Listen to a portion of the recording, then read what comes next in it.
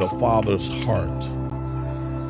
It is important to be aware of the times and the season in which we are living. And it is important to be concerned with not just who we are, but where we are. We are the chosen people of God on which the ends of the world is coming.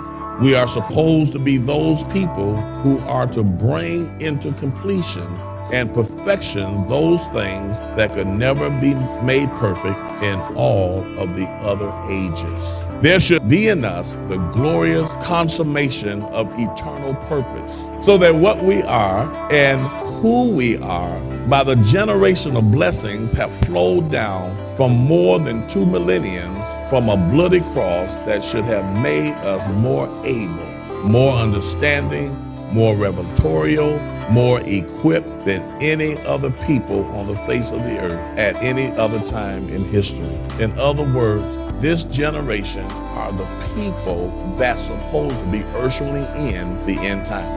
We have more things written about Christianity, more presentations on audio and radio and cable and satellite and social media. We reach more people in a moment's time because of the age that we live in. But yet we are doing less per capita in the world than the babyhood of the first church. We have churches on every corner. We come on TV all day long, and yet we're not making an impact. And we're losing our influences.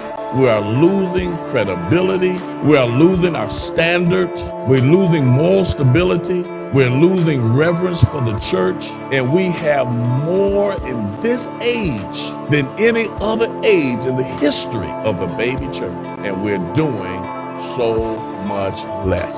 Let's look at some facts. Since 1973, when the Supreme Court handed down its decision in Roe versus Wade, there have been over 54 million babies that have been aborted. The very thing that God detests, which is homosexuality, have boldly stepped in without a strong opposition from the Christian leaders and from our mega pastors who have mega churches. Pastors today have compromised the truth for a dollar bill. So I want to talk about the Father's heart, because if we don't understand the Father's heart, then church has no meaning to us. If we never understand God's intent or God's motive for everything, and I often say this, that if you don't understand the purpose of a thing, it is inevitable that you will abuse it. So we want to go back and we want to understand God's purpose for creation. God's purpose for creating man. Why did God create man? God created man because he wanted to fellowship. He wanted to express his love to man so that man can love back on God. That was his motive. That was his intention. So the Bible teaches that God is the expression of love. And so God now creates someone that looks like him. Somebody said, well, but he had angels. He had all these angelical beings in heaven. But what you must understand about angelical beings, they don't have a free will. They love God because they were created to love God. They was created to worship God. But God wanted somebody that can love him just because.